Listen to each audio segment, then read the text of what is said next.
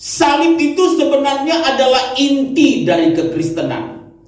Di salib itulah kita menemukan bagaimana kasih Tuhan yang tidak terbatas bagi saya dan saudara. Karena itu memaknai salib itu akan memperkuat fondasi kekristenan kita. Salib di satu sisi adalah puncak dari kejahatan manusia, karena manusia menyalibkan Tuhannya yang bersedia datang ke dunia ini dan mengambil rupa manusia dalam tubuh Yesus Kristus. Dan itu adalah puncak kejahatan manusia.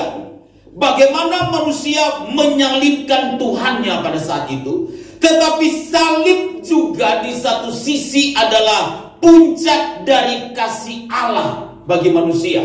Bagaimana Yesus bersedia mati di kayu salib untuk menebus saya dan saudara dari dosa yang mengikat kita, yang harusnya kita binasa, tetapi kemudian kita beroleh anugerah karena percaya kita diselamatkan. Nah, Bapak Ibu Saudara, penyaliban Yesus itu yang kita tahu itu berlangsung selama 6 jam.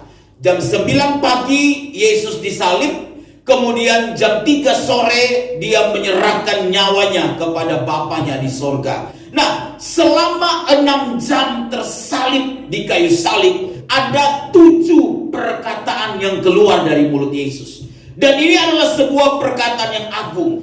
Yang saya mau sampaikan kepada kita begini loh saudara. Waktu Yesus disalib, bukan karena kesalahan dia. Ini penting untuk kita garis bawahi. Waktu Yesus disalib, bukan karena perbuatan dia melanggar hukum pada saat itu. Bukan karena persoalan moral yang dia lakukan yang membuat dia layak berada di salib, tetapi karena dia harus menanggung dosa seisi dunia ini.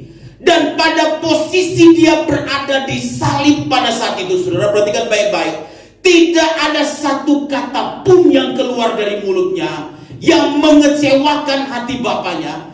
Tidak ada satu perkataan pun yang keluar dari mulutnya yang menyakiti orang-orang yang menyalibkan dia. Tidak ada satu perkataan pun yang keluar dari mulutnya yang komplain kepada keadaan, yang protes kepada situasi yang tidak adil yang dialami oleh Yesus.